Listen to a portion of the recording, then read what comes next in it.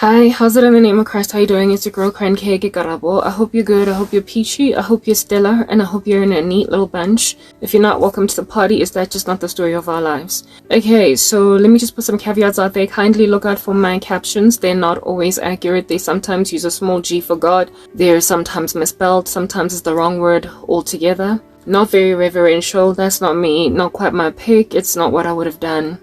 But I don't have an incentive to edit my long form content short, my captions, precisely because nobody is presently watching. So for those reasons, I just leave them like that. But if it was up to me, I would do very differently.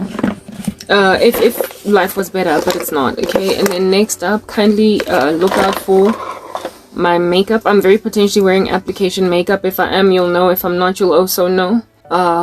It tends to bounce off and on my face. It falls off and on.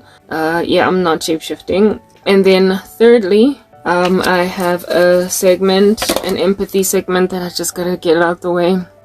It's an empathy segment because it's aimed at inspiring empathy in those who consume my content. It's a very small audience, and besides, largely, Joe, I'm not being looked at by the right eyes, okay? Just some pretty nefarious activities going on out here, but I do this anyway because it's my segment and I'm sticking to it. Okay, I'm trying to basically bring forth a blush to display that when you prick me, I bleed. When you afflict me, I get afflicted. When you hurt me, I get hurt. I've got blood in my body. That's what I'm trying to get at. Anyway, whatever. I think it worked today. Some days it doesn't. Anywho, let's just get straight to the point. Yeah, okay, so it is the 20th of June 2024, but it's actually the 19th because I've skipped over into the next day because it's the wee hours of the morning. But anyway, whatever, y'all know that that's a thing. Okay, look, I'm not gonna be long, guys, because I had to do emergency shorts again. I always get into emergency short mode whenever I get attacked. Not always, these days that's just my reaction. Instead of flight, I fight. My adrenaline responds to demonic abuse, demonic attack, as a result of like witchcraft activity in the streets. Yeah, anyway, look, this is not gonna be long, alright? Because of those shorts that I did, and because I just don't want to be long, because I've already spoken about this before. Like, you know, having to reiterate matters when I've already spoken about it. It's like, I don't even know what's going on here. I don't. But let the Lord officially and finally just do what he will with the circumstance. But I am, quite frankly, just exhausted. But I've been exhausted for a minute, but I'm super exhausted now. Okay, so when I was busy working out today, attacked again, struggled to work out, but I pushed because that's just what we do. I saw, you guys remember my potato shorts? The shorts that I did with an underground buried potato? Yeah.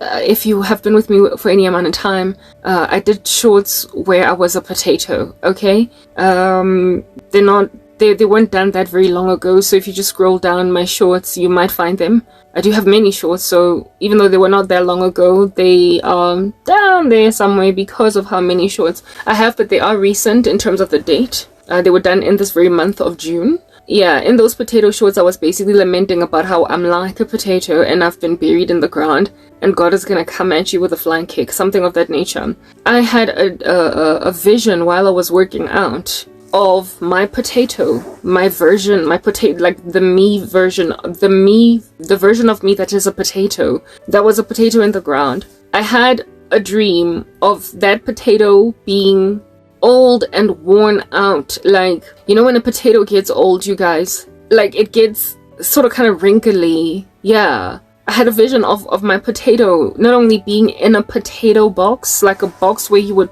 not like a box, like a wooden crate of potatoes, you know, where sometimes when you buy potatoes, at least historically, I haven't seen a crate of potatoes in a minute. But back in the day when I was growing up, we sometimes used to buy potatoes in crates, in wooden crates. Yeah, anyway, whatever. So I had a vision of me being a potato in a wooden crate, an old school wooden crate, and in and of myself, I was an old potato, like a worn out potato, you know, wrinkly, like juice sapped out of it, like it's been around for a minute, so it even shrinks in size and starts to have crinkled skin, like, you know, yeah, you know, an old potato, and it's soft, it's no longer hard to the touch, but it's like cushiony.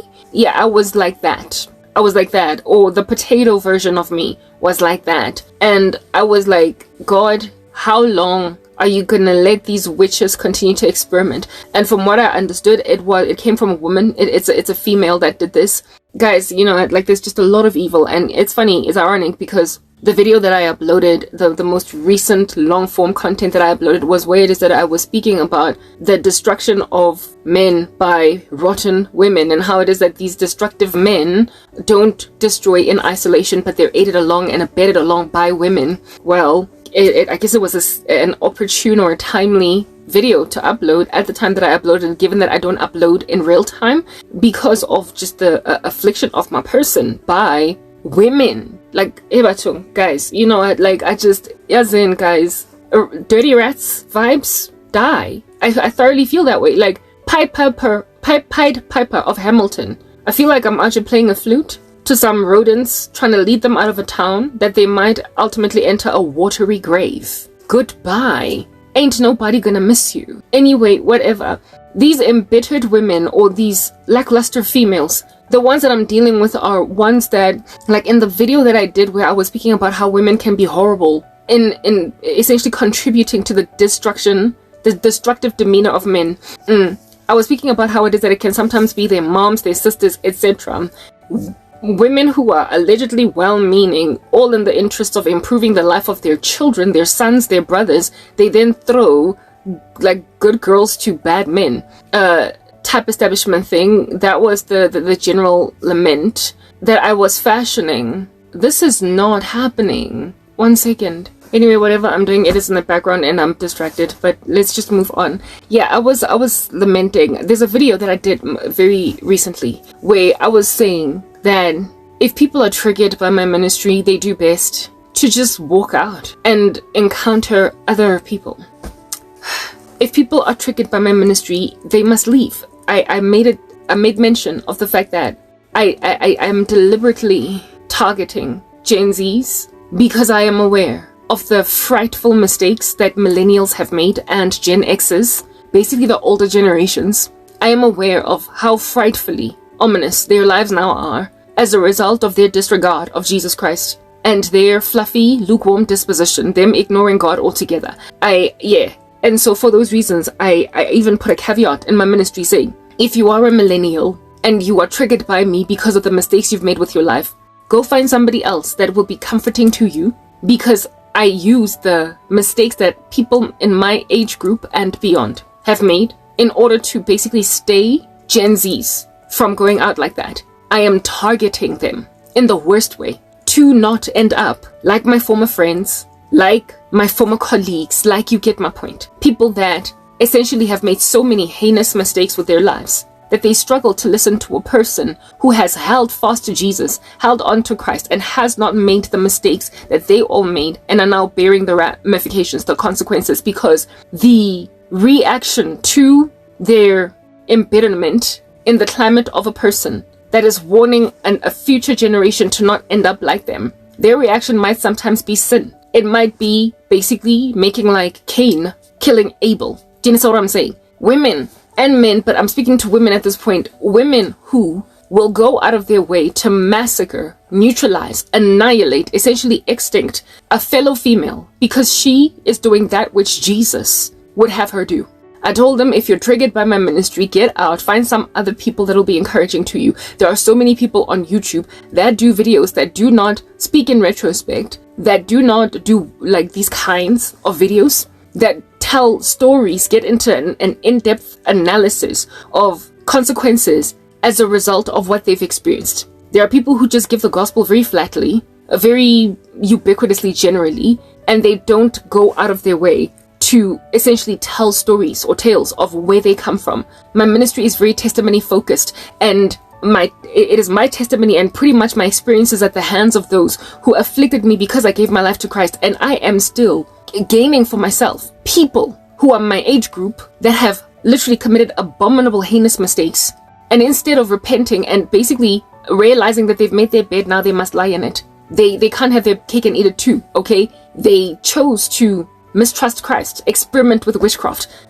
marry the deadbeat dude, because who, in the climate of that deadbeat marriage, of which in the run-up to, there were glaring warning signs, like just glaring. I did a video speaking about how it is that we were all awarded the same opportunities, the same chances at Christ, and I took it while quite the majority of my former friends just didn't. Not even majority, it's pretty much all of them. And so people come to my space and they can relate, but not from the vantage point of being me, but from the vantage point of being those who made these errors. And their reaction is literally exactly just like that of my former friends, former colleagues, family members, etc. Bewitch the living daylights out of me. They make a decision to go and afflict a complete stranger with sorcery. Like, I have endured that level of harassment of my person from strange, ominous, eerie, creepy, weird, unnecessary, and entirely irresponsible millennials that come into my ministry and initially like me.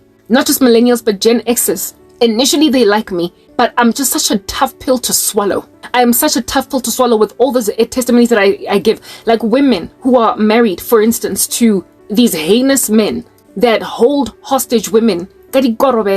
All different kinds of charms in a relationship. Like the dude is out here literally binding hand and foot his wife with sorcery, and she can't move left or right. And she comes to learn later, once they are now married, that this is what happened to her. But in the run-up to the signs and they were there. They were there. So initially, they relate with me on some, yeah, my husband is a deadbeat. Goodness gracious, he's busy, like hard knock with me, and I don't know whether I am coming or going. Initially, they are like that. Do you understand what I'm saying? And then, after being like that, as time progresses and they listen to my witness, yes, like it, man, there's these fangs that grow, these ugly heads that come out, this envy that is emanated, and it produces retaliatory sorcery along the lines of, I'm not going to be the only one suffering like this. They literally, it's like misery loves company. So I have sent caveats out there before on some, if you're triggered by my ministry, to save yourself from sin,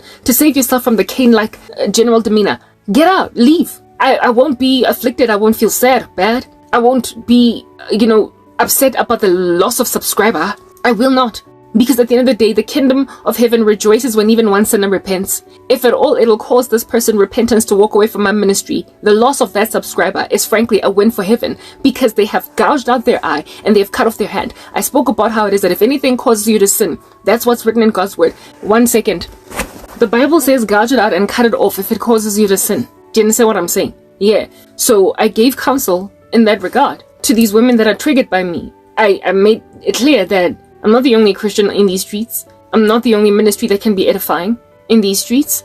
I am not the only person, frankly, that can enable a cause along of a woman to, do right by herself concerning Jesus. There are so many Christian ministries that even made recommendations of women that won't necessarily trigger them. I spoke about Melissa Doherty. I spoke about in that video Jackie Hill Perry. I spoke, even though Jackie, from what the Lord showed me, is compromised in a certain respect. However, her ministry is there's nothing that you can suspect out of that. So I sent them to Jackie's ministry, and I also told them that they can watch Alibeth Stuckey. Like, there are so many women that they can watch that won't trigger them. But my testimony is very focused on my witness is very focused on my stories, my experiences, my regrets, that which Christ rescued me from. And because of the fact that I've been holding fast to Jesus ever since I was just 26. Hey, Batong, guys, like, whoa. People that are my age, slightly older, slightly younger, yes, like it, but that have made mistakes, they struggle to stomach me. And like I said, if you are triggered, get out of my ministry. There is a reason why you are watching a Christian ministry. It's because you are interested in the things of God. You would not just linger on me. But something triggers you. And unfortunately for me, people are purging. Where I'm concerned, they're purging. They're purging because of what appears to be crime being legal around my particular life for 24 hours a day. Like that movie, The Purge. They're purging. What makes them purge is my poverty. What makes them purge is my familylessness. Like the fact that I don't have support. Not a real, true, loving, supportive family. What makes them purge is my unemployment. What makes them they are basically bullies. They're bullies, utilizing my socioeconomic situation as something to try and very quickly finish me off. But unfortunately for them, they're going to find themselves finished off by God, because there is a job that God is doing through me. And on top of that, there was a job that God has set apart for me. On top of that, the reason why I was even put in this position by God in the first place was to save me or to protect me from the very men that they essentially got swept by a tsunami concerning. The loss of clout of my person, the loss of basically respect by society, made very shallow, dastardly men who were interested in me at some point pass me up. And it was that passing of me up that rescued me. But it must also be comprehended that that happened because God, because I prayed, because I asked to be shielded from even myself in just settling with anybody. Because I know how love can make a person essentially disregard glaring red flags. So God has on numerous occasions, and the most recent one was just 2 years ago, he has rescued me from myself, from my own decisions. Because I sought his face to do that for me. I did not insist once he snatched me out of a nasty situation to run with it anyway. So it is all of these. So basically, that which is the usage of my sorrow to continue to afflict me is self-defeating and counterproductive, precisely because God is using my sorrow to ward off satanic men. Like it was used. My poverty, my lack, my want was my shield. It was the impregnable fortress around me. It was the thing that helped me. But now it is being weaponized again against me at the peril of these people. If the Lord saw it fit to impoverish me so as to spare me from ending up with some random dude, and on top of that, if at all he wanted to use that witness to salvage the youth, what makes you think that you who are standing in the way of that job, seeing as you were so stubborn, so recalcitrant that God gave your baton over to the Gen Zs, what makes you think that he's not going to literally slap you out the way? Just wham you out the way. These people are essentially risking their souls. They're risking their lives. If my ministry triggers you because you're 36, 37, 38, 40, 45, if my ministry triggers you because you are that age and have amassed for yourself all the regret that comes in those years because of decisions that you made back then, leave. I am only encouraging to women my age if we're in the same boat. If we have all been waiting on Christ and it's been a minute, we are 39 and unmarried, single, waiting on the Lord for husbands, and it's sad because there's like a looming cloud over us of, but like, how long must I wait? But you have not settled, you've not compromised, you haven't fornicated, you haven't allowed yourself to just marry anything that comes. I'm encouraging to women like those. I'm inspirational to them because we're in the same boat. We're in it together. We are 40 and single together. But the ones that are now hanging out in these streets with either STDs or baby mamas of like dudes they can't stand and all that. Yes, like it, guys. Get out of my ministry, y'all. I am not kicking you out because it's just what I'm doing and I'm trying to be mean, or I am insensitive and empathetic towards your cause. That's not what I'm doing. I'm telling you to get out for the sake of your souls because of how you are reacting. You are not mature in your reception of my fortitude. You are trying to throw me under the bus because you were thrown under it. You are making it like Cain. So it is loving for me to tell you to get the step in. Find somebody else to listen to, due to the fact that it can actually save your soul. The Bible says if anything causes you to sin, gouge it out. If anything causes you to sin, cut it off your hand. If your eye causes you to sin, gouge it out. If your hand causes you to sin, cut it off. Your hand, you would agree, is something you need. So too is your eye, if you would agree, is something you need. It appears unserving of oneself to cut off something you need, something you like, something you feel as if though you can't live another day without it. The absence of it is uncomfortable. But if it makes you sin, you gotta get rid of it. Some of y'all subscribed to me because you like me, because I was so reaching, because you could relate to my stories, because I dodged bullets that you couldn't. And the details of my stories are so similar to yours that you latch onto me. There is a very strong familiarity of my story and my circumstance to your own. However, without the same end result, because of your reaction to your former situation versus mine. Mine was charted in a course so as to spare me from the devastation of ramifications, whereas yours led you in the direction of ramifications. Same story, different outcomes. So because you are so able to relate with me, I am like a limb to you or an eye, but I am making you sin. And so you gotta gouge me out. You have got to cut me off. You have to. And in the beginning, after you have lost an arm in an amputation There is something called phantom feelings, or like, you feel as if though your arm is still there. You can feel it. You feel as if though you're even gesturing with it. It is a phantom arm. It is not really there, but you feel like it's there. And then when you wake up to discover that it's not there, there is a sense of loss,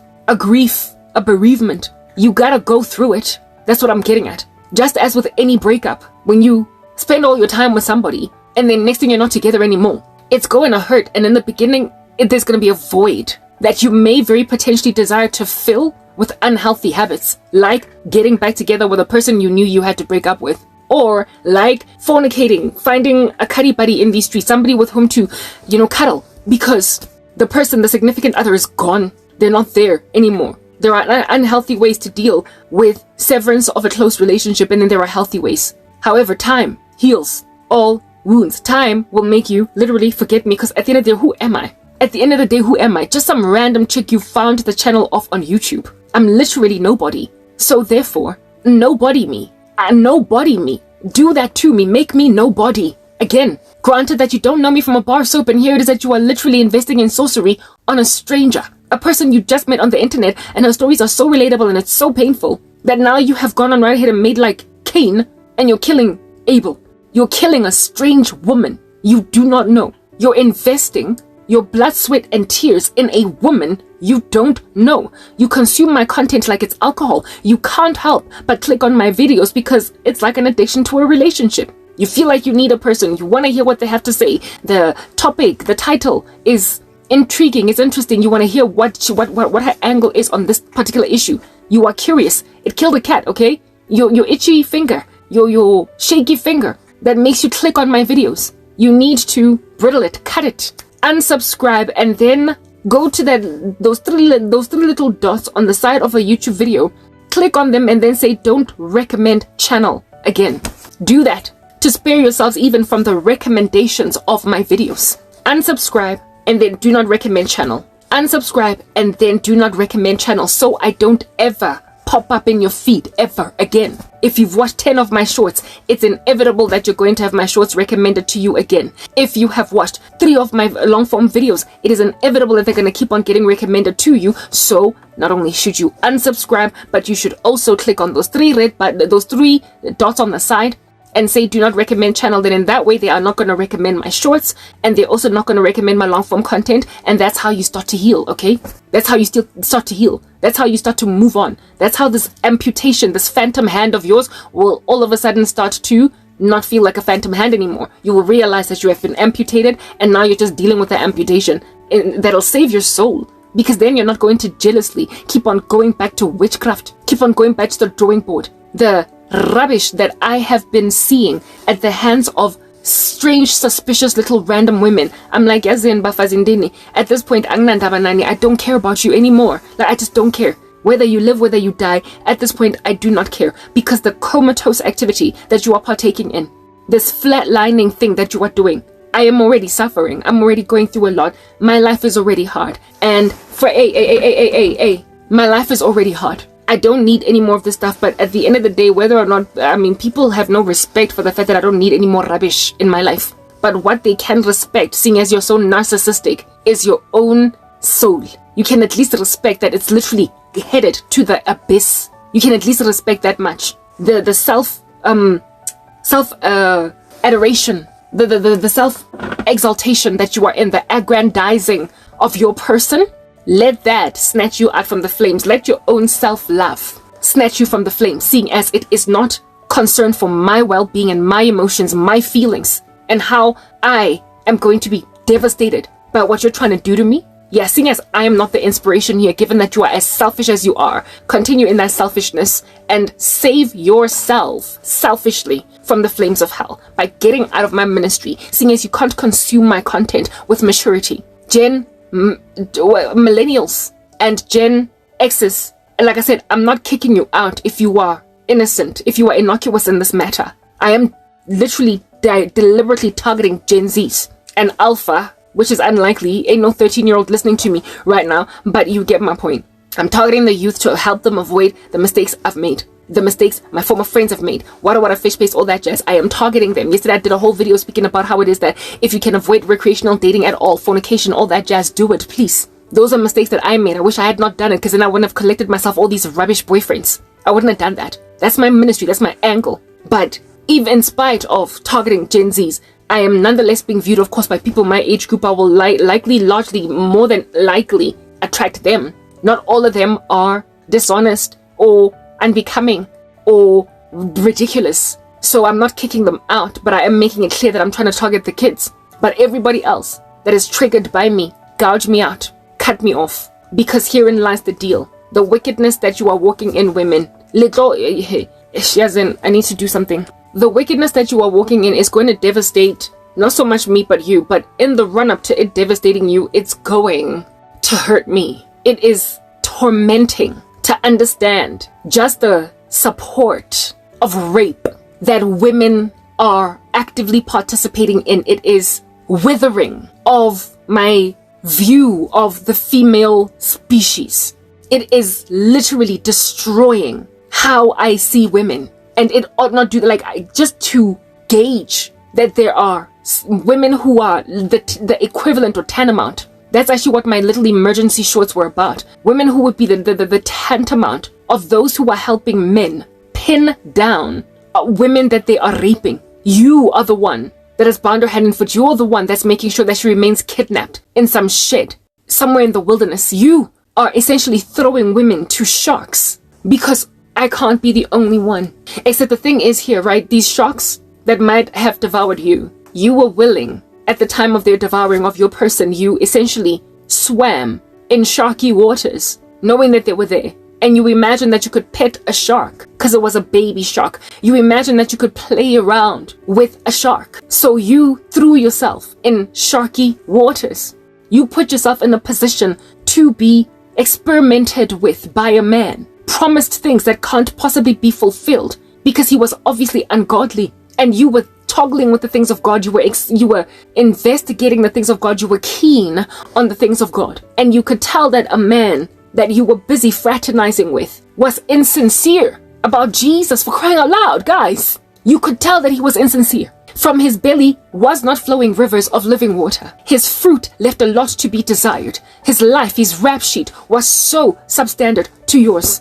And yet, in the spirit or in the quest of adoration, seeking it out, thirst for love, I don't blame you. You are Eve. Of course, now your judgment from now on is to desire your husband. So desiring love from men, it's a female thing. We get it. But goodness, if you don't exercise self-control concerning who you allow yourself to receive that desired love from, on that day, then you're to blame. Do you understand? You are to blame. There is nothing wrong with desiring love from men. What is imperative, however, is to ascertain that you only allow yourself to receive it from a certain man that the Lord will set apart for you. And also certain men, if at all they're within your brotherhood circle, if at all they're within your familial circle. But you need to know when to sever ties with certain kinds of men. There are men that will just massacre you, but they're good at talking. We all know they can be smooth like that. They sometimes look really good. And so just because you are made to feel good for all of 5 seconds, you then throw away all of the apprehension you might have concerning his lack of fruit, the gut feeling, that's what you call it, right? Yeah, all the things, all the glaring signs that are gawking at you in the climate of this very handsome man that is as charming, well-spoken, eloquent, able to just shower you with compliments. Yeah, in the climate of all of that, you should have exercised discretion as many other women do, to not take it too seriously, precisely because this here you can tell is an insincere, flirtatious, tongue is like dripping honey type man. You knew that. You were smart enough, you were wise, intelligent enough to be able to gauge these statistics as exactly what they are. Yet you ran with it. So you dunked yourself in sharky waters. Do you understand what I'm saying? And you decided, you imagined that it was feasible for you to pet a shark, and then it devoured you. Then when Karabo is super careful, guarded, and trepidatious, consternacious concerning the ocean at all, never mind the sharky portion of it, you then go out of your way to inebriate me with some toxin in my body that I might fall asleep, and then you put me on a rubber dinghy into the ocean and leave me there hoping that one of these sharks are going to devour me. And then when the Lord puts a whole sphere of protection around me to ascertain that I don't get consumed by piranha or shark in this ocean that you have put me in the center of in a dinghy that is made of rubber, you then bewitch the living daylights out of my force field. You then attempt to literally penetrate an impregnable fortress. Seeing as my fortress is impregnable, in the center of the ocean that you've abandoned me to be consumed by sharks at, you therefore ought recognize who here is in danger when they try to break an impregnable fortress. It is the one that is trying to breach that protection. You who are trying to overwhelm my shielding. You who are trying to cause me to abandon my fever for Jesus. You are the one that is in danger. If the Lord has seen it fit to put an orb of protection around me, put me in some impregnable glass at sea, where you have left me marooned, destituted, constantly shooting at that shield, is your demise. Constantly pecking away at that fortress is the demise of that experimental beast. You are in harm's way by trying to get at me. And that's why I am counseling you. You've abandoned me at sea. You've done that. You've made that error. Leave me alone, then walk away. Okay? While I try to navigate my way to land again, seeing as I've been left destitute at sea by women, leave me alone, because it's what you will do anyway. It's what you insist on doing. Leave me alone and repent to the Lord. Go to him and ask him for forgiveness and hope for the best where I'm concerned. Slap me with all the best, Karabo. I hope this works out for you. But get out and then start to actively make amends with God. And don't ever look back at the woman that is a severe trigger, because the Lord is not going to insist that you hang around in a situation, a circumstance, an ecosystem that stumbles you that much. If you are a little bit of an Ananias and a Sapphira where I am concerned, where you could have been supportive but you chose not to, God is not going to insist that you continue to fellowship in an environment where every single person in that particular little community triggers you, they stumble you. Go where it is that you can deal, where you can handle. How else can I explain this? It is ideal for a woman to be mature as she gets older, right? When she is in the climate of young women whose glory is just excruciating to her. When she is starting to sag, when everything is falling apart pendulously, when gravity is having a field day with her. It is ideal. It is glorious and biblical and ideal for her to love these women with absolutely no covetousness in her heart, with her having no desire to ruin something of them, with her not having ill intention towards these females. It's ideal for her to just love them and to be an older sister or a mom figure to these young women.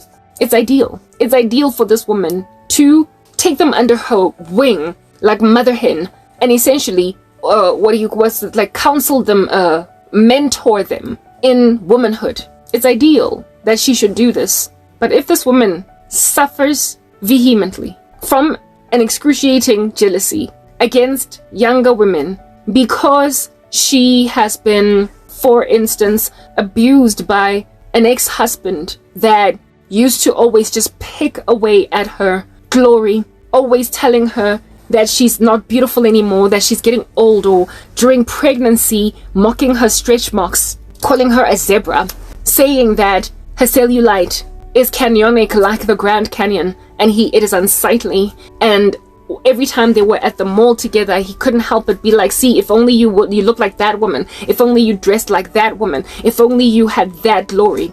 And then over and above it, cheats on her until ultimately, following a spate of infidelities, cheating on her, she then files for divorce and ends up single again, right? When you've got that kind of pain, when you have that sort of trauma, when a person made you so insecure and squandered the best of your years when you were still very beautiful, and yet this person was out just speaking to you and about you like you're nothing, that can build in your body, like I said, a post-traumatic stress that will make it very hard for you then to gaze upon the glory of young women growing up in your presence, because somebody with derision was always just tearing you down, right? Tearing you down, absolutely massacring your self-confidence.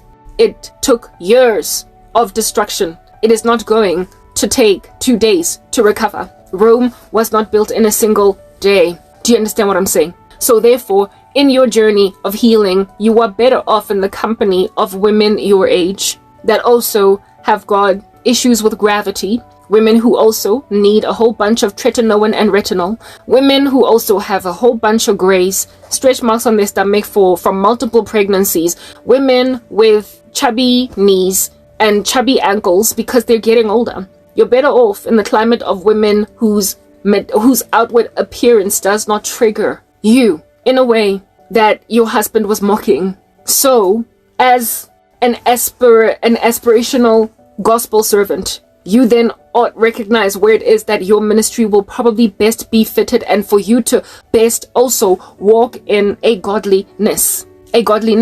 So do not then constantly immerse yourself in high teas with up and coming young women who are about to get married, being doted over by men who are treating them much better than the way that your man treated you. Also, granted that you're older, you're not being looked at by men anymore the way that you used to get looked at, and so this is just going to eat alive at you like a maggot. So, while it is ideal for you to be a nice little mama hen to younger women, when you've got that kind of trauma, you are better off avoiding them. Hi, bye, little Sandra, and move on. But don't hang with them.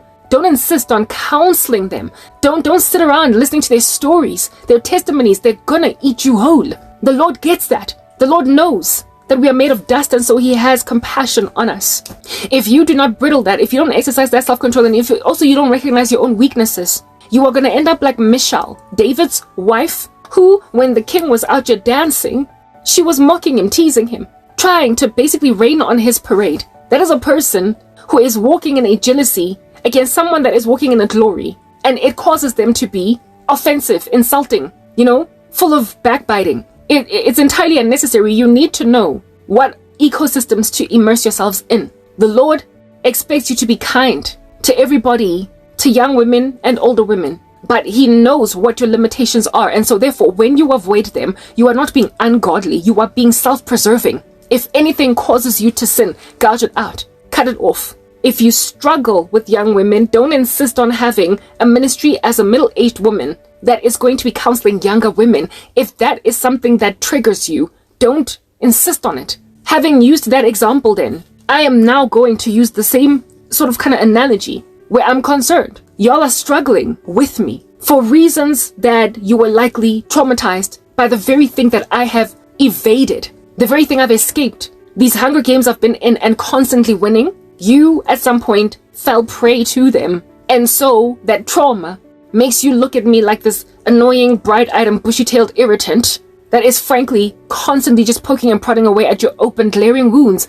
That is not my intention. In the same way that a beautiful young woman in the climate of a middle-aged woman whose ex-husband is gangster or was gangster against her, this woman is not going out of her way to deliberately hurt the older woman by just being so dainty, but it hurts her. She's not malicious in her youngness and all that flair of innocence. She's not truly actually going out of her way to hurt this woman, but it's doing that to her. So this woman does best to just walk out the room quietly and saves her soul in so doing. She spares herself from walking in a wickedness against a woman, in being, hey guys, yes, in y'all women, we like this have a discussion. I'm not trying to be long here, but it appears that I might have a discussion for a little longer than I would have frankly appreciated, but anyway, we're having it. Okay, you have no idea in this season of my sorrow, of my suffering, how many older women have, and by older women I mean like mommy age, like women that were old enough to be my moms.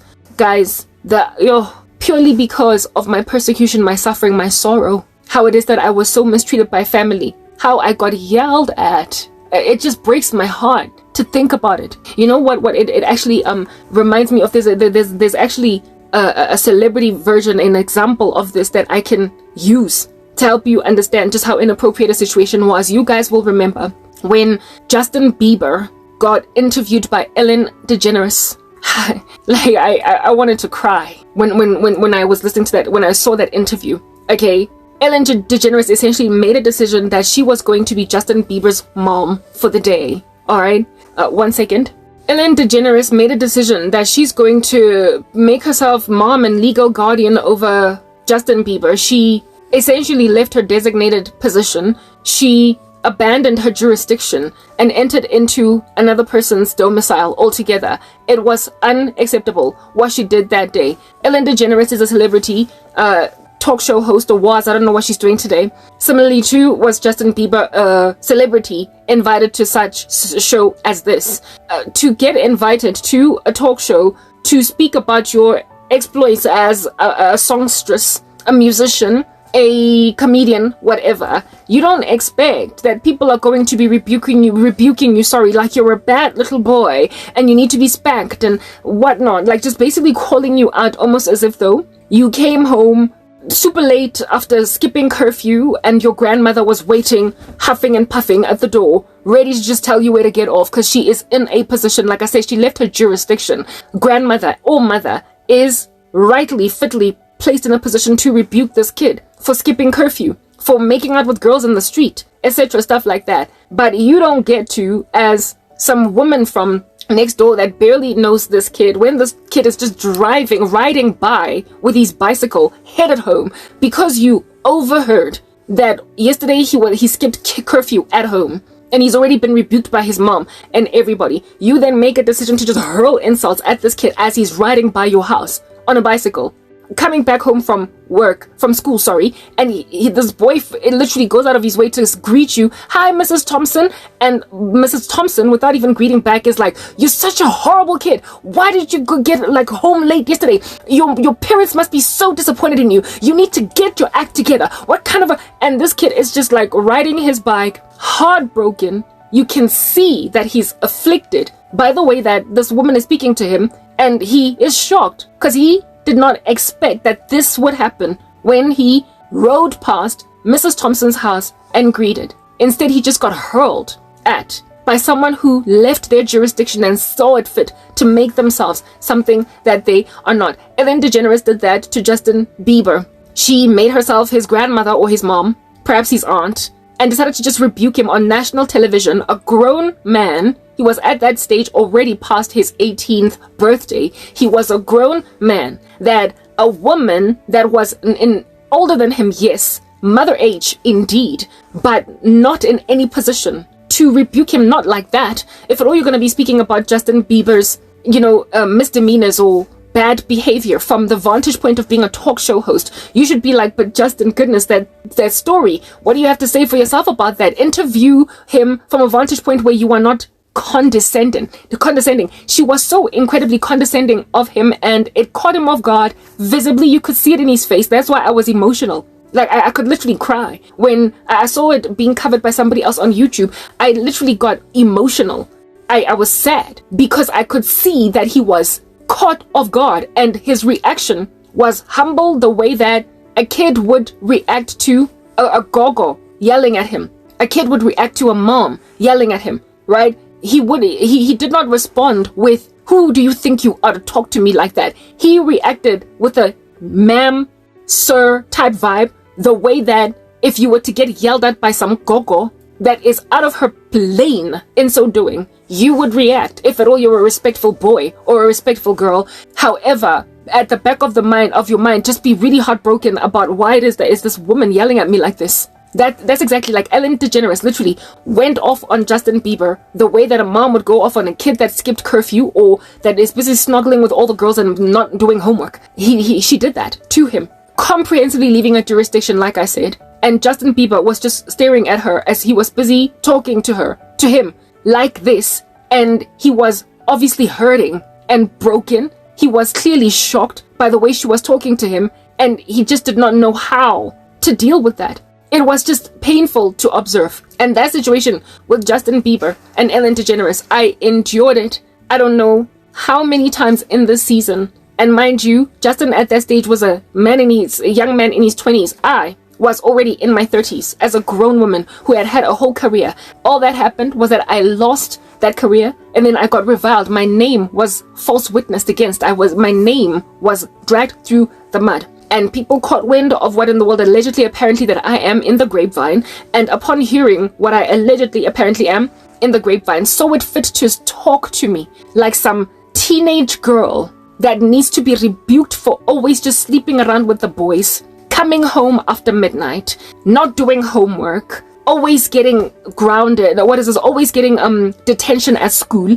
And yeah, I got, guys, like the pain.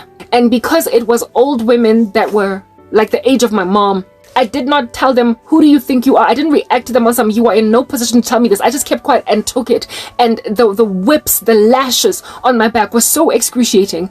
I would then go into a private corner and cry. And one of them went so far as to tell me to shut up when I cried. Ooh, I've been put through so much in this season. Through so very much. And these older women who spoke to me like this, guys, like, it is not just one. It is not just one. One of them, it was on the phone. Yes, yes, you know, just listening to someone talk about you or to you like you are a rotten derelict with limited context or understanding, having had no true experience with you as you were growing up. Like, these women didn't even know me. They didn't know me, but they had heard rumors about me. And the way that they, like, the way yo guys, the way they just yelled at me like I was a child, yeah, it crushed me as well. It broke me so severely. It devastated me so badly. And I got so mad at my mom and my sister and pretty much everybody that made these people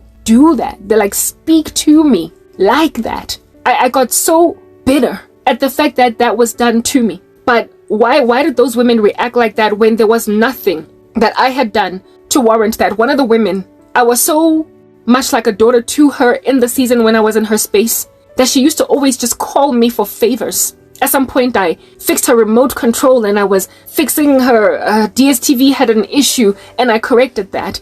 Like, I was just a handy person in her environment. With all of, like, yeah, I was, yeah, you get my point. I was perpetually in her space and she was the one that would call on me. She was the one that would call on me. So essentially, she understood that I was responsible enough to be called on like that. Like, umntwana that you can trust, ukhona lana in this environment. Yo, guys. And then one day, something happens and the way she spoke to me, it's like she never had any experiences with me at all in any capacity, other than the rumor mill that she was, you know, exposed to. This woman, oh goodness gracious, the yelling of my person by her was inspired by nothing but that which an older woman with beef and grief against a younger woman, for no other reason than the glory that she still has that she lost because of what was likely done to her. The reason why older women would become this horrific towards young women is likely because of trauma at the hands of either husbands or men or boyfriends, just being mistreated by men. And not all older women are senile and ridiculous towards young women. They can be fresh and loving, accommodating, and absolutely like just a delight to be in the climate of, because they were loved wives by men who catered to their every need. It makes a massive difference where a woman ends up in life in light of the company that she keeps concerning friends and also especially men in a romantic capacity. Who it is that you allow to be your husband can make a massive difference as to how you treat girl children and young women. Massive difference. So I have not always been harassed by older women, but the ones that did were always these senile women who were divorced in their early years. They were not widowed into singlehood, they were divorced into singlehood, and it was as a result of bad men that treated them so harshly that they never even remarried. And that level of bitterness in them makes them hate young women. What I am trying to put out there is that if you've got that challenge, if you've got that issue, if you've been that afflicted by some terrible men out here in these streets, know yourself, recognize what's going on in there in you. See yourself for exactly what it is that you very potentially are. And therefore, wear a godliness by protecting yourself from sinning. Just avoid young women if you are a bitter broad. If you are a bitter older woman, if your heart is not so mature that you can conquer it by the Spirit, put to death the deeds of the body, just avoid them. Just avoid them. The pain and the sorrow that I endured at the hands of those women is the same pain that I am now enduring at women that are not even that much older than me. They're not mommy age. They are my peers. They are Gen X's and Gen Z's. They're Xennials, essentially. Millennials mixed with Gen X. And these young people, they're old but young. They're older than Gen Z, but they're young. They're too young to be, well, some could actually be grandmothers by now, but you get my point. They're not exactly advanced in years, but they have advanced experience in sorrow. And it's made them blame thirsty where I'm concerned, just like those older women that hurt me the way that Ellen DeGeneres hurt Justin Bieber. It's made them blame thirsty. It's made them imagine that I put myself, guys, when I was working out Not only just at the time when I was worried, not just today, but yesterday and day before. I kept hearing words of understanding that the Lord is funneling to me to gauge essentially the response of my person by certain women, and why it is that they're not even supporting me, why they're not standing with me, neither even in the gap, why they're not having my back, why they're not trying to help me out.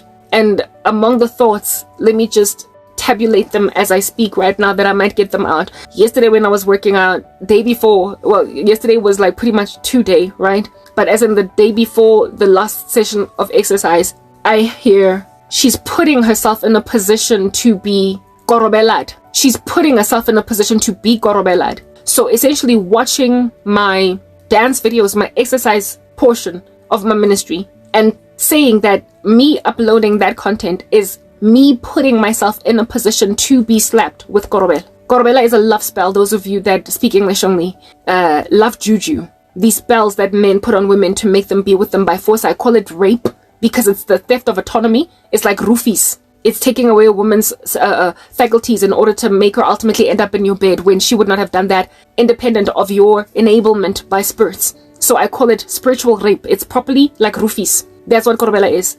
And these, I overheard some women discussing, saying of me that I'm putting myself, because of my workouts, in a position to be roofied. To be roofied. My goodness. Ezzy. Guys, y'all, and that they are basically self-justifying why it is that they are not supporting me. And like I said, they are presently, Ananias and Safira, where I'm concerned, withholding support from a woman that God has basically charged them to love, and they have not done that. So therefore, the best thing they can do for themselves is to get out, leave my ministry, that they won't have an accountability to serve me, so that they don't have, so that Christ will not say to them one day, when I was hungry, you didn't give me food. When I was naked, you didn't give me when I was naked, you didn't give me clothes. When I was thirsty, you didn't give me drink. When I was in prison and sick, you did not visit me. When I needed hospitality, you did not invite me into your house. So Christ does not have to say that to you like in Matthew 25 one day. When you ask him, God, when did I never do this for you? He will then respond by saying, the least that you did not do for Karabo, my disciple, you didn't do it for me. So that they don't find themselves in a position to be told by God, depart from me, because when I was hungry, you didn't give me food. They should leave my ministry so that they would not make themselves privy to my suffering while standing back doing nothing. Also speaking smack about what's going on with me, and therefore justifying their complacency in my situation. And some of them even going out of their way to even bewitch me, to put spells on me, to justify that this here is something she had coming. So with them saying that my exercise is the reason why I am being roofied, herein lies the deal. First and foremost, my workouts are modest, and not only that, it is one of the most important factions or segments of my ministry to do that, because it's what I use to collect currency every single day that I might stay my own hand from suicide. I work out to put endorphins in my body, dopamine, serotonin, so essentially to consume a natural antidepressant through exercise. It is a way for me to minister to those looking at my case how to survive this level of persecution. Exercise goes a long way. So I upload my exercise as a means to encourage people and to give them counsel as to how to survive demonic attacks. Sometimes exercise really goes a long way. That's the first thing, okay? That is the first thing. However, right next to that kind of mindset, you need to understand, is a similar mindset to men raping a woman, walking in the street as she's headed home, following her into an alleyway, and then taking her because her jeans were too tight, or because her skirt was too short, or because her figure was too hourglass. Anything at all that, according to these men, she called it on herself. She had it coming, because why did you dress like that? Do you see how that kind of mindset is responsible for gender-based violence in any ecosystem? No woman deserves to be raped, even if she was to walk in broad daylight at a taxi rank in a bikini. Men are supposed to exercise self-control. No one has it coming. When I was on the come up, there were 2 girls that were raped by taxi drivers. En route, Brie, taxi rank, they got snatched at the Mandela Bridge. And the reason why these women got raped was because they were wearing bum shorts. On campus adverts, they are littered all over campus. In summer, they just walk up and down these streets. It's just what they do. That's what young women on campus do when they don't have conviction of modesty in Christ. And these kids went home to grab taxis at Bree Taxi Rank, and then they got encircled by, it made the news, that story. They got encircled by a whole bunch of angry taxi drivers saying to them, how dare you walk in public like this? And they grabbed them and went and gang raped them. And apparently they had it coming because they were wearing bum shorts. Of course, the nation was outraged, and more outraged were women than men. And some among the things that were being proliferated by these women who were outraged were, it doesn't matter what I wear, you don't have a right to just take my body. You don't have a right to just take my body. Even if I were to wear skin-tight clothing, you don't have a right. You must exercise self-control, brittle your own flesh, you beastly demon man, you. That mindset, I would imagine, women still largely hold to it, do they not? Any woman at all, if they were to successfully call themselves a woman, would agree that no woman has rape coming, for crying out loud. So to substantiate or justify any kind of sexual harassment of a woman based on what you imagine is her putting herself in a position to experience that, is to go against everything that women tend to stand against. Those two women back in the day, those two girls that got raped from Wits University by a whole bunch of taxi drivers, and the story made the news, even these women that I'm speaking to would at that stage have also been outraged. Yet when it comes to me, the world hates disciples. It's like with the Jewish women that were raped and how it is that UN women kept quiet. They were mum. Only because you're dealing with a Christian woman now, it is all of a sudden now explainable and understandable why men are going so crazy. Yeah, well, allow the same men then to salivate after your daughter, who are looking at me, working out fully clothed. There's like a whole movement on the internet right now. TikTok is just teeming at the folds with it, of a whole bunch of these young, hypersexualized women wearing literally practically nothing at gymnasiums, and then offending men, attacking men for ogling at them at the gym, feeling harassed for wearing tight, like skin-colored outfits that even groove in the center of their buttock cracks. And these women would then record videos on some, I feel so harassed by this dude. Essentially, they're called gym girls, and they are annoying. They are annoying. It's like you put yourself in a position to be looked at by these strange men, and then their whole reaction on the internet is that these men are very rapey, and then they get a whole bunch of women responding to them on some how dare they, but these women are the ones that put themselves in a position to do that. However, it is generally agreed that if at all these women were to be truly harassed by men, truly like accosted, sexually harassed, or raped even by men for wearing those things at the gym, in spite of them wearing outfits that crop in the center of their buttocks, literally don't nobody deserve that. You don't get to do that. These women are crazy, they're annoying, they have put themselves out there like meat to be devoured. But men are still not to just pounce on them like they're beasts. It is written in God's word that like a city without walls, so too is a man without self-control. So if a person is like and again, it's also written in God's word that like a bear robbed of its cubs, so too is a person without self-control. So if a man is like a bear robbed of his cubs, and so he has no self-control, if at all a man is like a city without walls, and so he has no self-control and just rapes a woman, we all agree in society, if at all we are sober, we all agree that this here is an outrage. It's ridiculous. He ought not have done that, in spite of this lady wearing, you know, these outfits that they rock these days in these gymnasiums. And then they record on TikTok and irritate all of the internet. At least anybody that's sober will be annoyed with them because they're putting men in a position to ogle. But at the same time, bears without cubs would pounce on that and just take what they want, devour anyway. But there are men that can gouge out their eyes and cut off their hands, exercise self-control, and not look, or if they look, will immediately look away. And some of them are genuinely just being harassed or accused of doing strange things because these women are attention seeking. Now, those are the Instagram ladies, the TikTok ladies, the YouTube ladies that are out here recording themselves in gyms looking like that. I look nothing like those women. That is the point that I'm actually gunning for right now. I look absolutely nothing like those women in my dance videos. I am fully clothed in every video that I work out in, and I go out of my way to avoid sensual dance moves. I am just a woman that is training my body, and it's clear that I'm gunning for some squats, for some lunges. I am moving my body in a way so as to train it, and I'm fully clothed. Are we not allowed to jog in the street? Whether or not we are attractive is irrelevant. You can be wearing a parachute. Do you understand? But if a man is going to lust after you, he's going to lust after you, and he's going to lust after you. You could be wearing a balloon, but if a man is going to lust after you, he's going to lust after you, he's going to lust after you. Women who jog in tracksuit pants and hoodies every so often get grabbed in bushes and raped. The woman was wearing a hoodie, the woman was wearing tracksuit pants, and she still got grabbed. She was not jogging in a bum short, in tight, like, lycra pants. No. And yet she still got raped. We all agree as women that it is abominable to therefore just pounce on a woman like a beast in the wilderness, a bear robbed of its cubs, purely because she titivated your taste buds and you lacked self-control. So when then a woman is fully clothed as I am and going out of her way to avoid even sensuality and anything at all that can trigger or stumble men, and all I'm doing is working out on YouTube, and really and truly, if you were to look at many of the workout videos on YouTube by women, some of whom even call themselves Christian, they are immodest.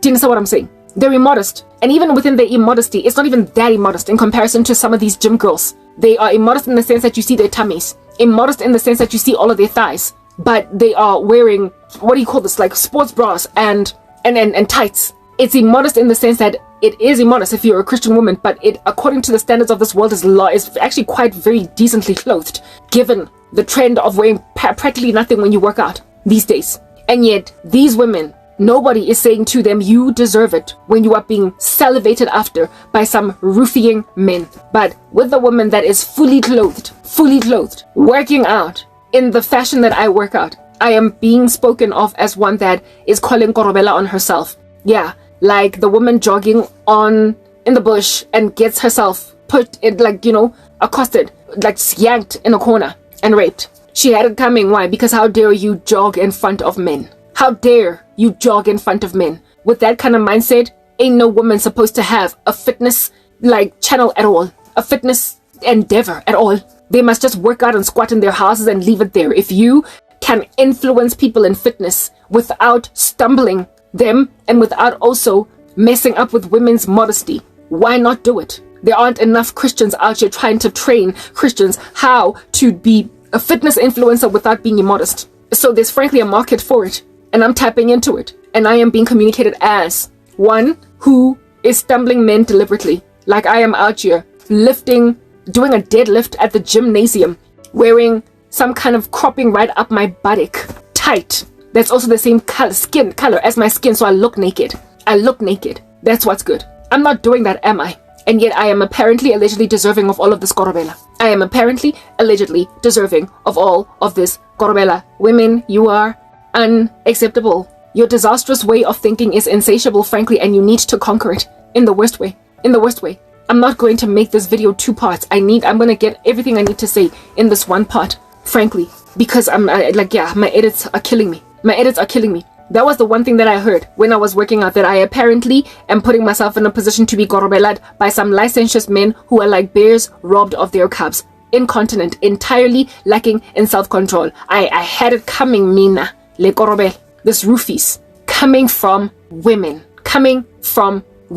And then this evening's workout session, I see myself as a crate, a potato that is all old and, you know, finished up inside a crate of potatoes, essentially with that whole thing coming at me. Well, what's emanating off it is women saying, "Otlo sebetsa abakhathale." She is going to work until she is exhausted, until she is so drained that she doesn't have energy to keep on uploading because she is unrewarded. It is a thankless job that which she is doing. So for those reasons, granted that she has no support and no money, nothing coming through, and she keeps on uploading these videos, even though she gets 0 views. It's at this thing about gouge out your eye, cut off your hand. You're yelling at a woman having left your jurisdiction that did not have it coming because you're bitter. There is something that has messed you up in life and it's causing you to desire that I should become that potato buried in the ground that also gets old. You know those shorts that I did with the potato? I was lamenting about how it is that witches have buried me in the ground, and in that vision I was a potato in a crate, and I was an old potato now that had lost its juice and it was soft and cushy. These are women saying that let these witches bury you, Karabo, until you are old and tired. You will never ever make money. It's written in God's word that anger is overwhelming and fury is a flood. But who can stand before jealousy? That's what jealousy does to people. So women, for the sake of your souls, if at all you can't stand me if I trigger you, instead of thinking of me as an old potato or a potato that's headed for old, or instead of looking at me like I have it coming, do you understand what I'm saying? That so many men would korobela the living daylights out of me. Get out of my ministry so you can stay yourself from thinking rubbish thoughts. God gets that you are bitter. He remembers that you are made of dust, and so he has compassion on you. He gets that you had some deadbeat husband. He gets that you had some deadbeat ex. He gets that you got infected with HIV by some dude who claimed he was negative. He gets that you are bitter. And because he gets it, he has compassion on your lack of conviviality where I am concerned. He has mercy on the fact that you are unkind to me, that you struggle with me, that I trigger you. But what he has no mercy on is that you are going out of your way to afflict me with sorrow when I'm already in sorrow. He has mercy on your inability to truly be kind to me, but he has no mercy on the fact that you are actively committing atrocities against me, afflicting me, breaking me, and calling me one who has this whole sorrow coming. So given that the Lord gets why you struggle with kindness, humor his compassion, and walk out of my ministry so as to honor him. This here is not about me. It's about your relationship with God. Get out so you won't be so embittered that you will start speaking smack against a woman that is entirely innocent, and on top of that, she's a woman. So you ought to be a lot more compassionate. You ought to have a lot more empathy towards me, yet you don't.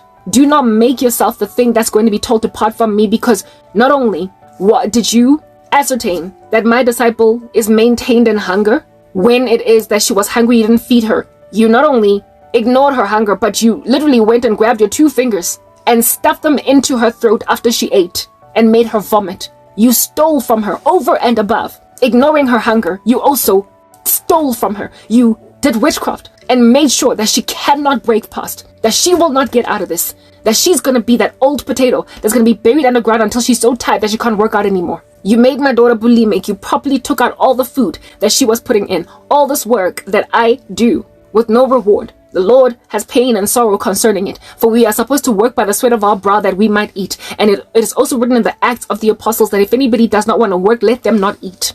So the fact that I'm not eating, albeit working, is a travesty in the sight of God. He hates unequal scales. This here is an unjust thing. He is not delighted with the status quo.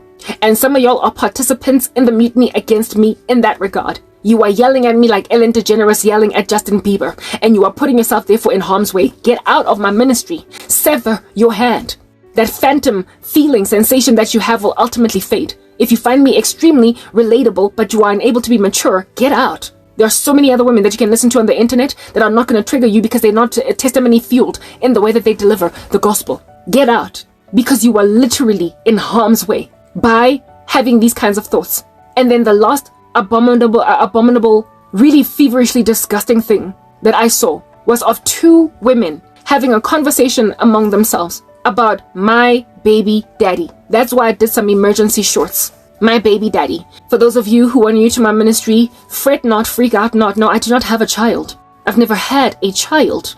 I do not have, therefore, a baby daddy. And yet, I was being spoken of as one who has a baby daddy. Essentially, that was a witchy prophecy, speaking of how it is that I'm out here gonna be sporting a kid but without sporting a ring, sporting a child but without sporting a spouse, sporting a baby but without sporting godliness in producing that progeny, that offspring. Literally women doing witchcraft to make me just like them.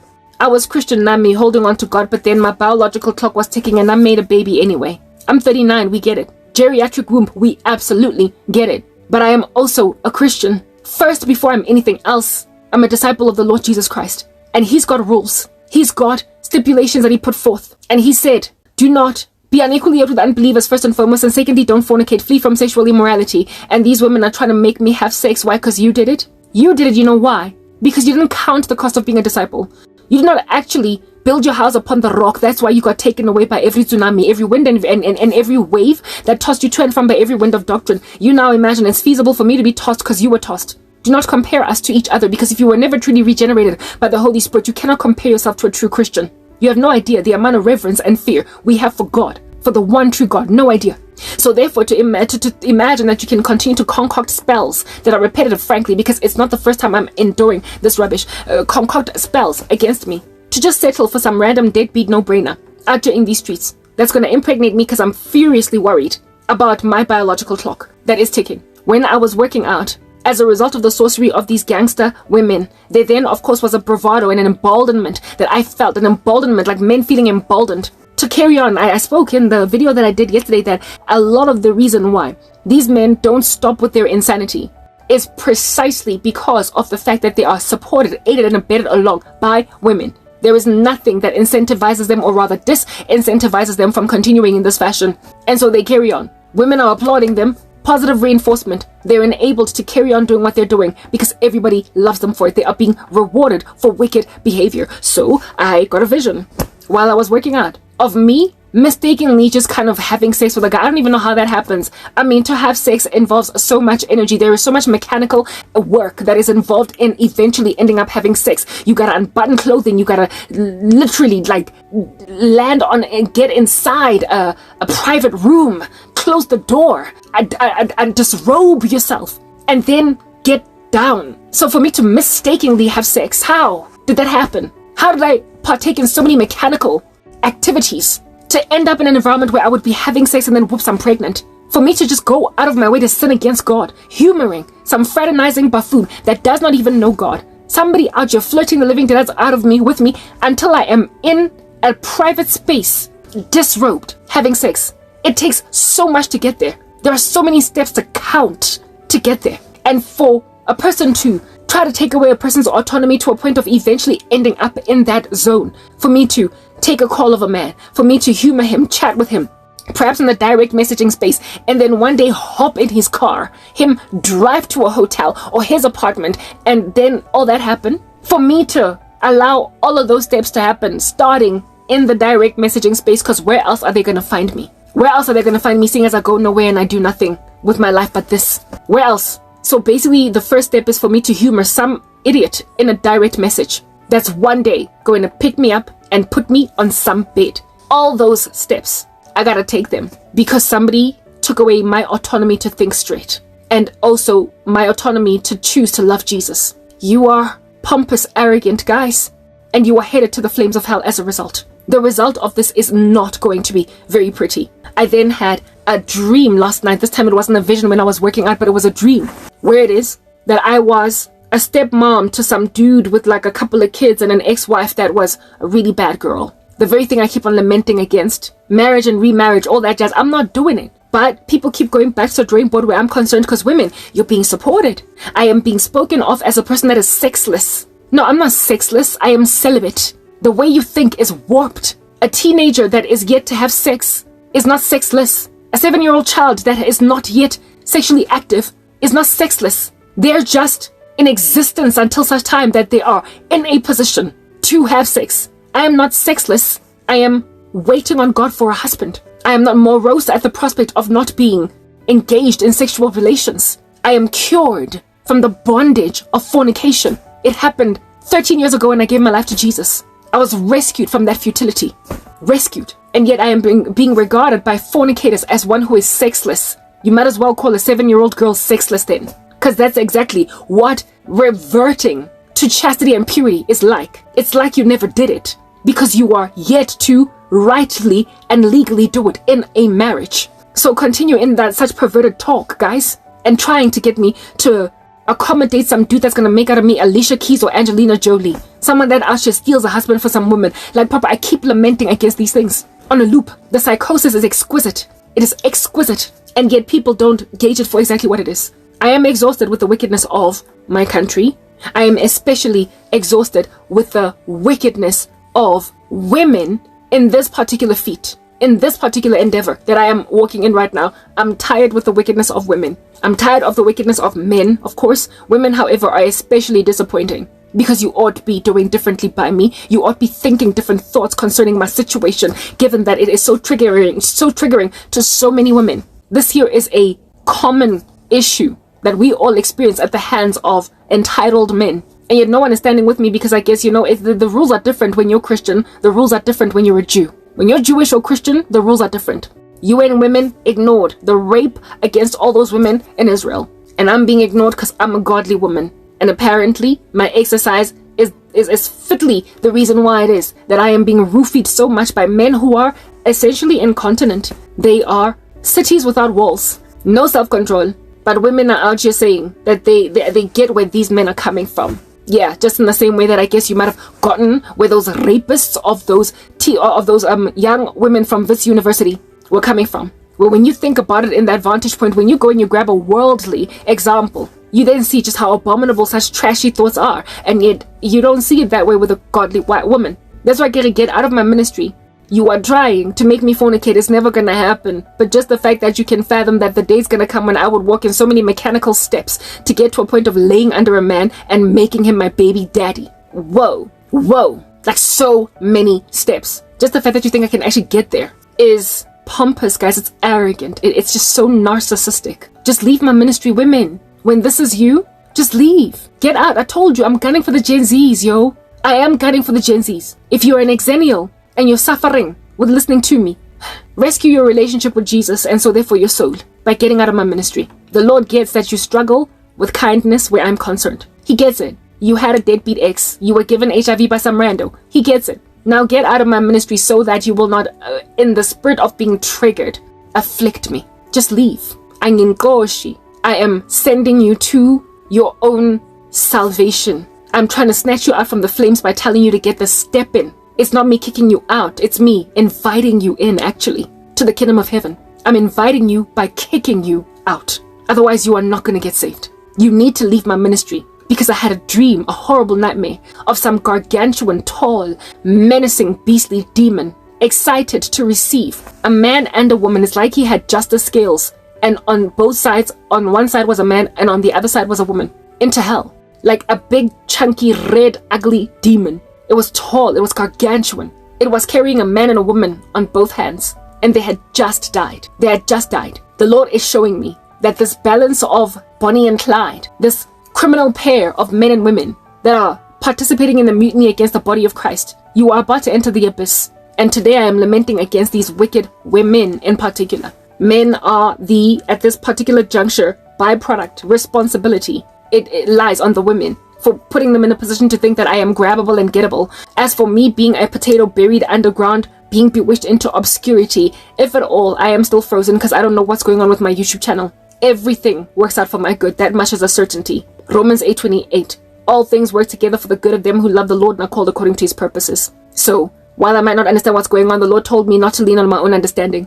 In all of my ways, acknowledge him and he will make my paths straight. He is doing something with this, and like I said, and I keep saying it, I keep highlighting it over and over again, I believe it's the rapture. He has used me as a strong delusion. So no, I will not end up some pruned up, finished off, old potato, buried underground by witches. I'm not at the mercy of the kingdom of darkness. I'm too consecrated, I can't be cursed. What I am is a child of the living God on a mission, a job that God has set apart for me to walk in advance. And I'm walking in it. And all this activity happening with my frozen state, yeah, no, that too, comprehend this, has been planned by a holy God who in his sovereignty knows what he's doing in a way that I don't. So like a persistent widow, I just keep bashing on his door, asking for help, bashing on the door of wicked judges, asking for help. And ultimately, if at all the Lord will see it fit to do that for me, he will give me help. Or the rapture, something is going to give for me, but I will not inevitably be kept in this circumstance. That's what you must understand, because the scepter of the wicked shall not remain on the land allotted to the righteous, lest the righteous should turn their hands aside to do evil. Psalm 125. I am not going to be maintained in all the sorrow. That much is a guarantee. I trust Jesus. I believe him. And that's something that you failed at doing. However, I am encouraging you to start doing it now. And more than anything, I'm encouraging you to get out of my ministry because you cannot receive me. You cannot receive me. The Lord will bless those who receive his persecuted saints. But if you receive a prophet, you will receive a prophet's reward. If you receive a righteous person, you will receive that righteous person's reward. If, however, you cannot receive those people, then necessarily the opposite must be true in that you will receive punishment. So just get out if you can't receive me. Just get out and save yourselves from the accountability and the responsibility of being told by God, when I was hungry, you did not feed me. When I was naked, you didn't clothe me. When I was thirsty, you did not give me drink. And when I was naked and, when I was in prison and sick, you did not visit me. When I was in dire need of hospitality, you did not invite me in. I am just trying to get to that particular point. Spare yourself from the wrath of God. Flee from the wrath to come.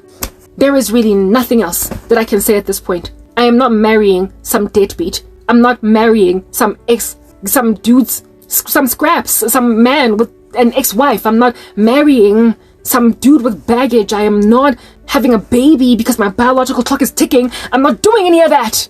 But just the fact that you keep on going back to the drawing board trying to achieve it is gonna get you condemned.